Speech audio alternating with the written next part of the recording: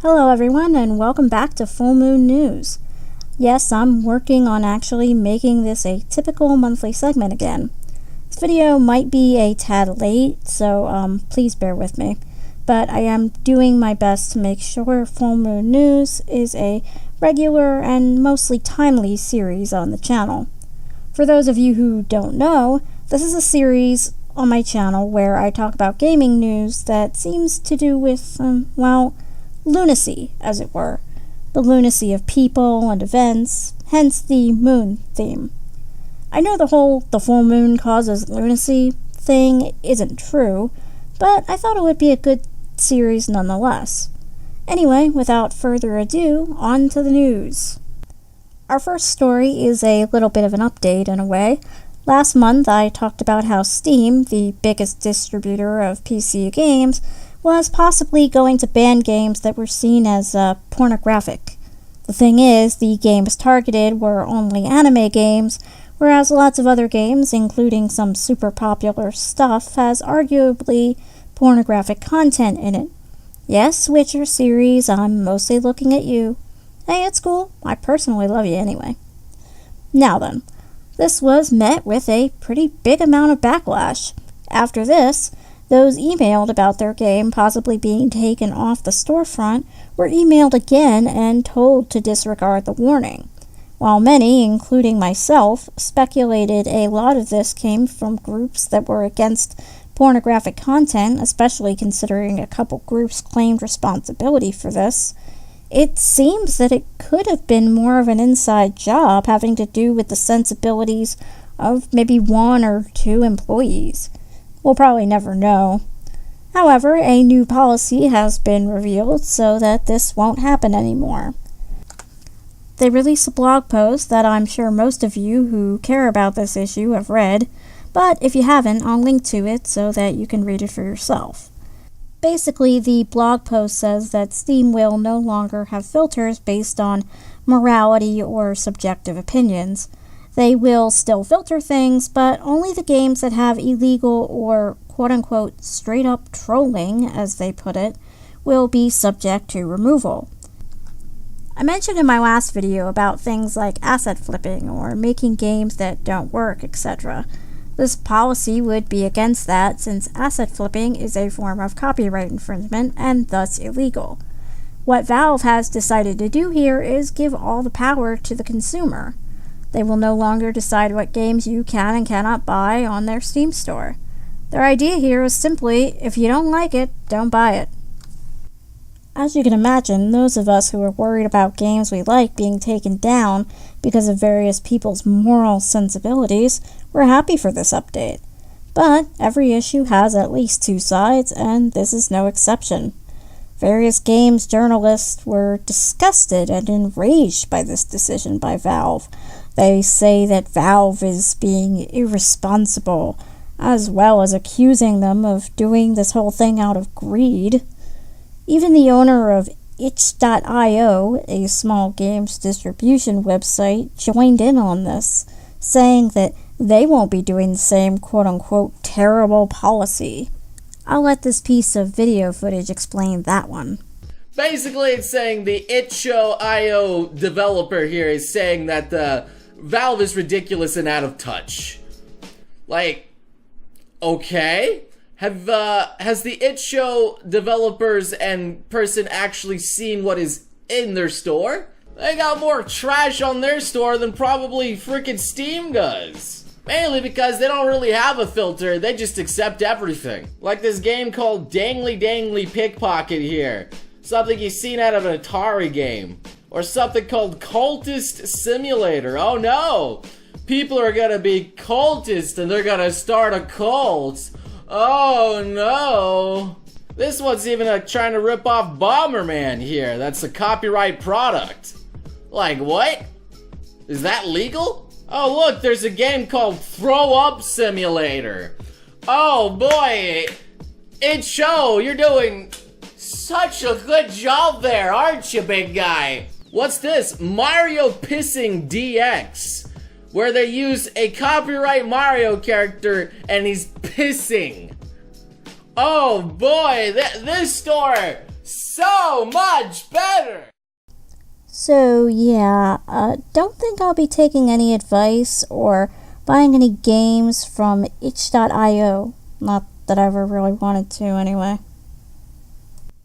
I personally see a huge logical disconnect in the attitudes of those who write these articles.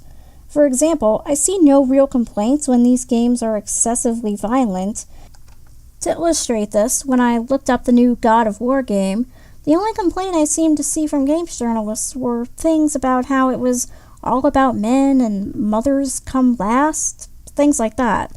The same goes for a game called Agony, where your character's literally in hell, so you know it's going to be pretty gruesome there. Yet it wasn't the gruesomeness that was focused on. It was something about how the game hates women? Okay, let's take that last bit and use it as the basis for a little riddle of sorts, shall we?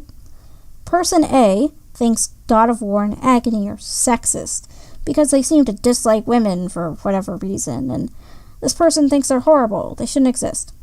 Person B is horrified by the violence in these games and thinks they're horrible and they shouldn't exist. So, who's right? From my perspective, Valve is saying neither of these people are right, and these games deserve to exist anyway. And is that really such a bad thing? Really, all Valve is saying here is, we won't decide what is good and what is bad. That's your decision. As a customer, and as someone who is for all forms of art being allowed to exist, I'm perfectly okay with this. Besides that, I think this might be a step in the right direction. After all, one of the biggest complaints about Steam is that there are tons of horrible asset flips and games that don't work.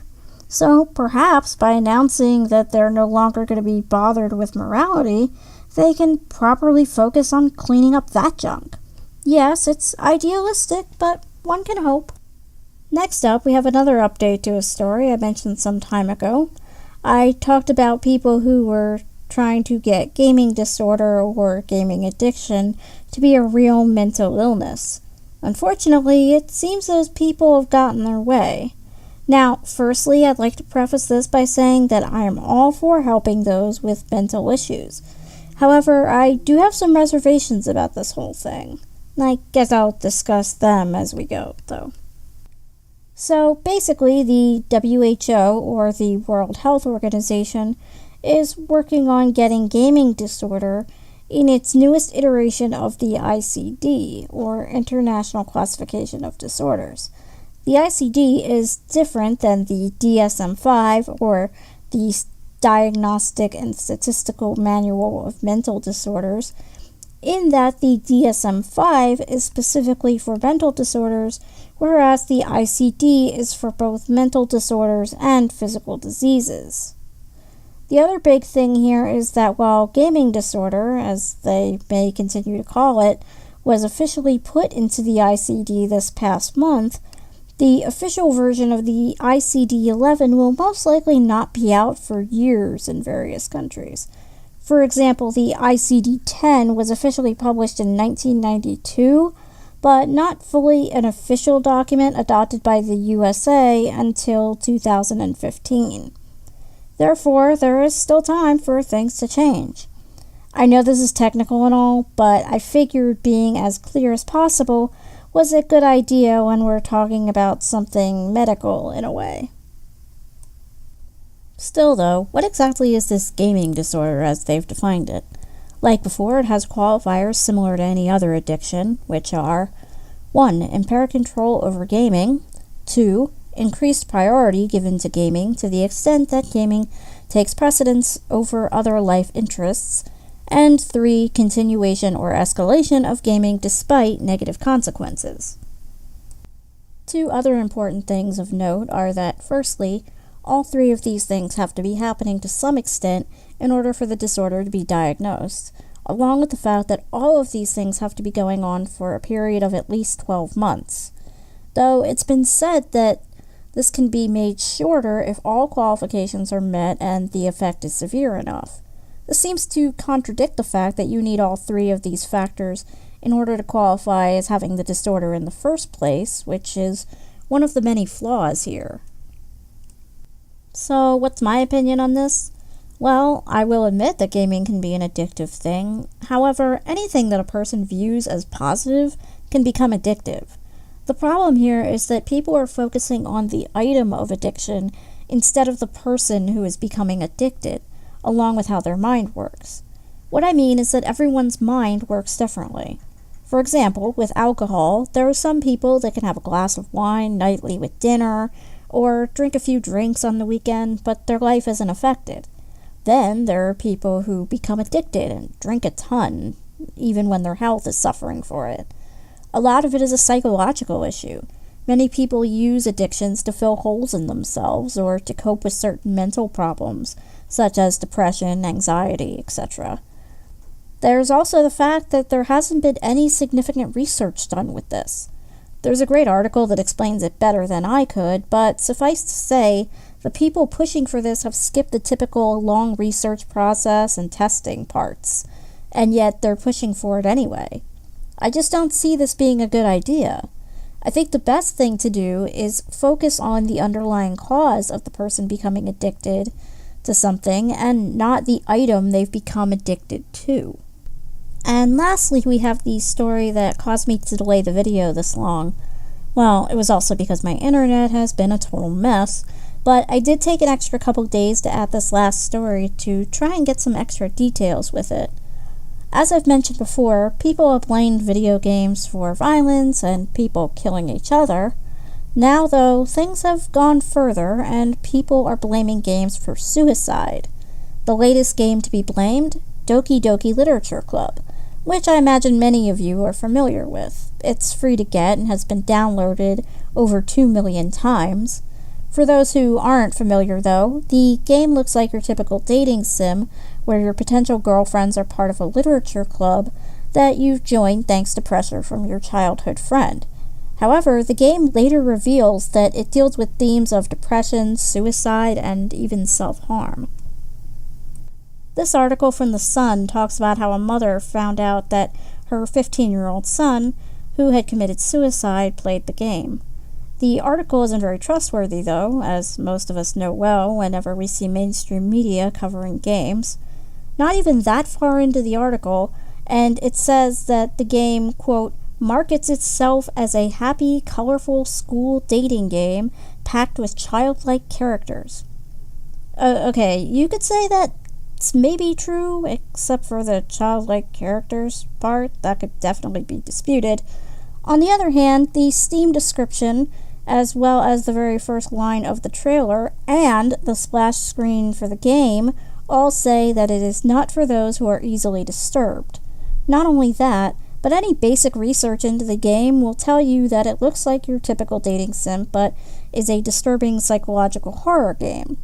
The article goes on to talk about one 15-year-old who died who was playing the game, and another boy who was 12, both of whom committed suicide. Not only is there this article, but there is a BBC video talking about it and the quote-unquote risks it poses to children. Good morning. We're going to start this morning by talking about a free online game after police and a coroner have warned about the risks of it to children. It's called Doki Doki Literature Club, and it starts like a dating game set in a high school and features a group of animated girls in a book club. Things do turn sinister, with characters self-harming and killing themselves. It's said to be suitable for players aged 13 or over. It was launched last year and was downloaded 2 million times in the first 4 months. Now, look, I truly feel terrible for people who take their own lives, but both this BBC video and the Sun article seem to be missing some key information. For one thing, the BBC woman keeps using the word children. This game is for teens, not children. I know teens are not adults and that some consider them children, but I think when we're talking about something like mental health, that distinction is quite important. In fact, the game is for people aged 13 and over, and one of the people involved was 12, so he really shouldn't have been playing the game to begin with. It's also mentioned that the second boy, whom they speak of in more detail, got dark in his last month. Really, I'd say that he played the game because he related to it. Let's say, for the sake of argument, the game gave him some ideas about how to commit a suicide, which is quite a stretch, really, but alright. My point is this: if he was not already depressed, the game would have had its desired creepy, surreal effect. It does not outright encourage you to kill yourself.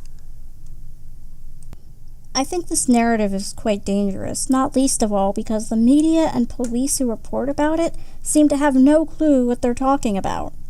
Both The Sun and BBC seem to act like the game is just a happy anime game, when it specifically says in the description and the first part of the trailer how it is disturbing. It's also mentioned how the police couldn't tell how far the game had been played by the boy due to it erasing your save data, and that also caused them to not know all the content in the game. Really? You can't go find a Let's Play video showing you exactly what the game has? I mean, if this is your job to research exactly what's in the game, that shouldn't be so difficult. It's these examples of ineptitude, along with others, that make these warnings so insane to me. Well, that and the fact that I don't think a piece of media can completely change your mind. As I've said before, if you're already disturbed mentally, you will do bad things, games or no games. So yeah, despite that we no longer have to worry about certain companies censoring our gaming experience, this fear-mongering might do the trick instead. And I feel that we should find out the truth for ourselves instead of trusting the mainstream media to tell us anything about video games. Of course, gamers already knew that, but I think it's up to us to tell our non-gamer friends and family that same thing. And that'll about do it for this month's Full Moon News. Again, I'm really sorry about how late the video is coming out. My internet just hasn't wanted to work very well due to the extreme heat where I live. Some real-life stuff also got in the way. I hope to be putting out more regular content soon, though. So, feel free to leave feedback in the form of the like and dislike buttons, as well as leaving any comments. If you enjoy the videos and aren't already subscribed, then you're more than welcome to do that too. Oh, and ring the bell so YouTube actually notifies you when I put videos up, hopefully. And if you're feeling generous, there are donation links in the video's description so that you can support me and help the channel grow. Thank you all for watching and bearing with me, and I hope to see you all again soon.